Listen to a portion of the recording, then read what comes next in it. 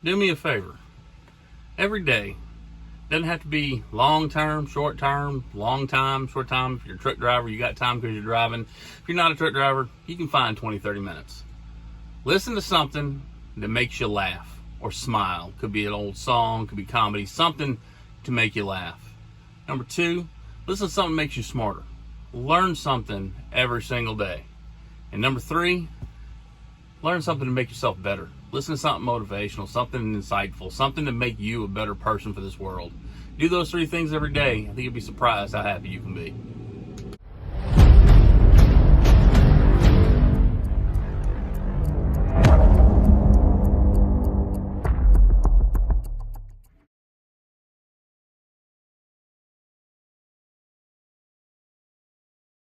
What's going on, guys? Welcome to another episode of Riding with Kev. To the new subscribers, welcome. To my old subscribers, y'all know the drill. So, I'm going to start off with something I was thinking about because I heard it, and for the life of me, I can't remember where I heard it. But we'll get to the flatbed stuff. Just hold your horses or fast forward. Don't do it! Just don't do it! I see your watch time. I know what you're doing. I want to tell you something I heard the other day that made me smarter, if you will. I forget who it was. The dude was talking. And what he said we like to do a lot of times is life's like a 1,000-piece jigsaw puzzle, right? And we sit down with it and we put about 100 pieces of it together. And we don't start around the edges like we're supposed to. And we get a picture of a face. And we go, I got a picture. I'm done. There's still 900 more pieces to the puzzle. You got to make sure that you're doing that and following that. And I'll tell you why. So I've been running my rear end off from Denver to Kansas City and back and forth and up and down. And it was Tuesday, and I was coming in from Denver on Tuesday. No, I was coming in on Monday. Sorry, I gotta get my day straight. I don't know what day it is. We've done 4,000 miles in Babe, and life's still good. So anyway, I'm coming in on Monday. I get 2 loads for Tuesday.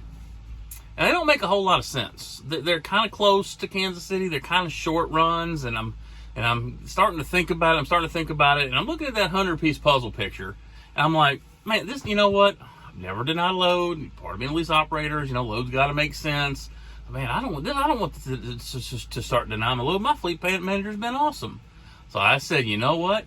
Communication is key in this business. I'm just going to send her a message and just say, hey, saw those loads for tomorrow. They're kind of short. I'm driving all the way from Denver. I just had a 34. Is that all we got? Because I can't tell you how many times I've talked to a planner and get a bad load and get told, it's all we got. I hate that. Planner. You're supposed to plan. That's all we got ain't a plan, right? So she calls me and she says, all right, don't freak out. She goes, I understand what you're saying. She goes, but let's think about this. And let me tell you what I got. Do these 2 loads on Tuesday. Anybody know when RTI's payroll cutoff is? Tuesday night. She goes, they start at one place, you make a loop, you come right back to that place with your 2 loads. Your second load will end up there. She goes, and on Wednesday, I got you another load over 600 miles round trip, all coming out of the same place, saving you fuel. You're not bouncing all over the place to pick up your loads. They're all dropping hooks. And then she goes, I'm going to go back to that place, and on Thursday, I'll get your load either out of there or a place we got 5 miles from here. She goes, because we're going to get you home. Because I ain't been home in almost 3 weeks. So you see, if I'd have seen the 100-piece puzzle, I'd have been like, this is dumb. I'm not doing this. I'm a lease operator. I got to pay for my fuel. This doesn't make any sense. When you look at the whole 1,000-piece puzzle, there's a plan. Have a plan. Now, to the question that seems to be on everybody's mind. I didn't even think that much about it because I in my head all day, it's like, no flatbed. Why no flatbed? Why aren't you thinking about flatbed? What happened to flatbed? Let me be very clear. I love flatbed. You're a skateboarder out there, mad props. So let me tell you a long story. I'll try and keep it short for the sake of the video. I went to a CDL school and got my CDL. I didn't want to be holding to a company and have a year contract or anything like that. I wanted to have my CDL, but I didn't have any experience.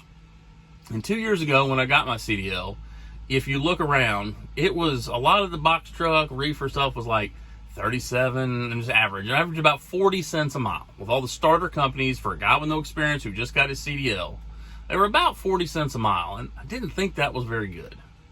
And I found my instructor recommended looking at flatbed because I wasn't afraid of physical labor. Still not afraid of physical labor. he said, you might be good at it because you're kind of a thinker. I said, all right, well, I'll look into it. And as y'all know, if you've seen my old videos, it came down to Maverick and TMC. And for whatever reason, TMC called me back. I graduated CDL school on a Friday. I was in Des Moines on Monday or Sunday for Monday orientation. And I did Flatbed for 13 months at TMC and 4 months at Prime and loved every second of it. But if you start to get older, like some of us are, when I went down with the Cove, I really did a lot of reflection because I was sick for about 3 days and then I was fine for the other 10, but I had to be off for 2 weeks. And I did a lot of soul searching. And that's when I came up with the why cook wasn't right, because I realized what I had done. But let me tell you right now, I'm as laser focused as I've ever been on anything in a very long time. Again, opinions by Kev. You do you. Comment how stupid I am down below. That's fine. But I want to be an owner-operator. I have a plan to get there. But when you're an owner-operator, you have to own a truck. The trailer is irrelevant. If it's a flatbed, reefer, box truck, RGN, drop deck, step deck, 24-footer, doubles, triple, none of that matters if you don't have a tractor, right? And I'm so laser focused on my goal, I realized and have talked about, again, I now have almost 2 years of experience. More doors are open. The 37-cent a mile jobs, I can look past those now. And if you're me, and if you have my personality, I love to drive. I can drive dang near anything, from skid steer to I've driven an A1 Abrams tank to an 18-wheeler to a truck to a car. I can't drive a motorcycle because they don't have 4 wheels. Get a Spider maybe, one of those. Well, never mind, I won't tell you my opinion on that. I don't want to piss nobody off. And so I love to drive. And as I was looking around and I didn't really see any flatbed companies that were offering what I wanted. Remember, I have a goal. I've been in the flatbed game. And so I didn't like reefer because one thing that kills me is I hate sitting, I love driving. And so when I read about RTI and talked to RTI and found about the routes of RTI, I had determined that this is what I want to do because I just like to drive. I just love driving. I listen to podcasts and music and comedy and anything from Pavarotti to DMX. I probably listen to it during a point of a day, right?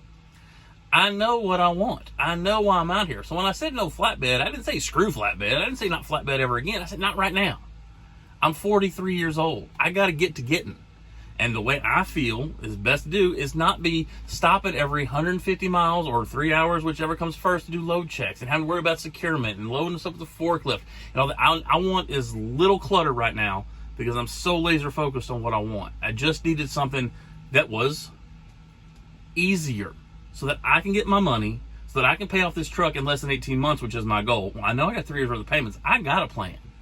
I'm 43. I don't have time to be renting a truck for leasing a truck, rent, whatever you want to call it, for 4 or 5 years. I need to get mine now. And I got a plan to get mine now. And that means I'm driving a box. And you know what? I kind of like it. I'm not going to lie. Not having to mess with those damn tarps and straps and this procurement, how many straps and 4 feet and 10 feet and weight and all, and lift axles and back end split axles. If I buy a truck, I pull all the flatbeds I want, but I got to get a truck first. So I didn't say not ever flatbed. I said at this point, right now, box works. And I'm kind of happy. And so if I'm happy, that means I made the right decision. I have yet to go, man, sure wish I had to do a load check right now. Oh, did that bungee come loose? I don't have any of those worries right now. I can focus on my business and my money and my mind on my money and my money on my mind. So there's the whole no flatbed. I didn't say not ever. Landstar got flatbed, just saying. Landstar got box truck. But I'm so happy at RTI right now that I'm not really looking anywhere else. So that's the thing about it, man. Is that I know for a fact I'm in the right place. And so I'm trying to explain to you some of the reasoning behind it, but I love my flatbedders. I still wave to look at the TMC guys. I don't wave to them anymore. I'm a waver. And let me tell you, my truck is beautiful. Unfortunately, it's the same damn shade of blue as Swift. So I get all excited when I Swift. No, not an RTI truck, just a Swift truck. Oh, no, that's Hogan. So the RTI need to paint their trucks red or something different. Because this blue, I'm a waver and I get depressed every day. So there's your no flatbedder. I didn't say no flatbed. I said not right now. And I'm going to pick up a load tomorrow and head to the house for go home, have me a little home time this weekend. So I want to get another video out, answer the most asked question, inquiring minds want to know. So there you go. God bless, and let's get rolling.